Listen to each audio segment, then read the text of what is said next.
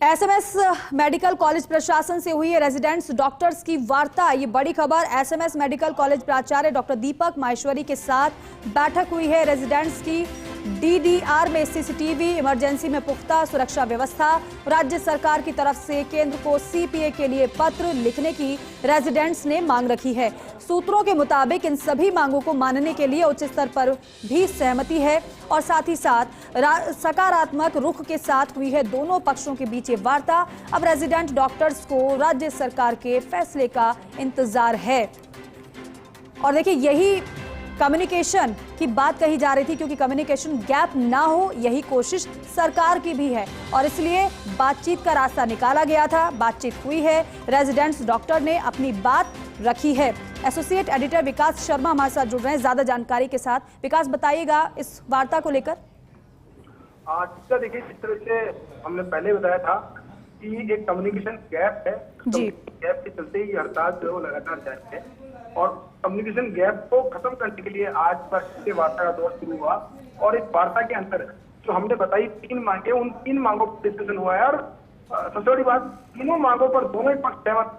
प्रशासन भी ये कह रहा है कि ये सब चीजें पॉसिबल है और कर दी जाएगी और रेजिडेंट का कहना है इसमें कि ये सारी चीजें लिखित में दी जाए उनको और देने की मांग पर ही गतिरोध अड़ा हुआ है और बहुत है पूरे मामले के अंदर ऊपर से इंटरफेयर होगा। इन मांगों को लेकर के कोई साल का समाधान निकल सकता है, ऐसी उम्मीद करते हैं और हम भी करते हैं कि जल्द से जल्द।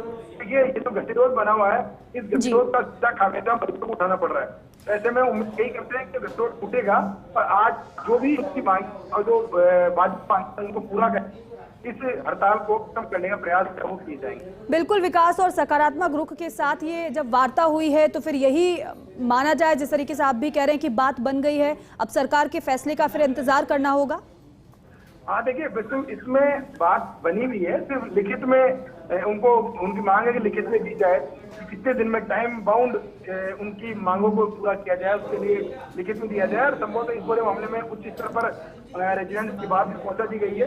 अब वहां से जैसे निर्देश मिलेंगे उसकी पालना में लिखित में भी उनको देने की बात वो की जा सकती है। पर मुझे लगता है कि संभवतः अगले 24 घंटे में इस पूरे मामले में पटाक्षेप हो जाएगा और मरीजों के लिए बड़ी राहत जो है वो मिल जाएगी। बिल्कुल विकास, और क्योंकि जो चिकित्सा सेवाएं हैं जो प्रभावित हो रही थी, एक बार फिर से वो पटरी पर भी लौटेंगी, मरीजों की परेशानी भी दूर होगी। विकास, ये भी जरा बताइएगा कि जो रेजिडेंट्स डॉक्टर की बात हुई है, कितनी मांगे हैं इनकी? सुरक्षा के मद्देनजर ये मांग तो कर रहे हैं, लेकिन कौन कौन सी मुख्य मांगे? दीपिका, देखिए, अगर बात करें मांगों की तो 3 महत्वपूर्ण मांगे हैं और तीनों ही मांगे ऐसी है जिनको तत्काल प्रभाव से माना जा सकता है, क्योंकि कोई बड़ा इसमें सब्जेक्ट नहीं है। पहली मांग है डीडीआर के अंदर डीडीआर के बाद सीसीटीवी कैमरा लगाया जाए। जो भी डॉक्टर ड्यूटी रूम होता है उसके बाद सिक्योरिटी व्यवस्था पूरी हो, इसके लिए सीसीटीवी कैमरे लगाए जाए। ये कोई बड़ा मामला नहीं है। अगर बात करें एसएमएस की, तकरीबन 50 के आसपास जो डीडीआर रूम होंगे जिनमें कि सीसीटीवी कैमरे लगाने जाने हैं और इसके लिए भी एसीएस ने निर्देश दे दिया कि अगले 10 दिन के अंदर ये काम पूरा हो जाएगा। इसके अलावा जो इमरजेंसी में सुरक्षा व्यवस्था बढ़ाने की बात है तो उस पर भी प्रशासन की तरफ से आदेश जारी हो चुके हैं।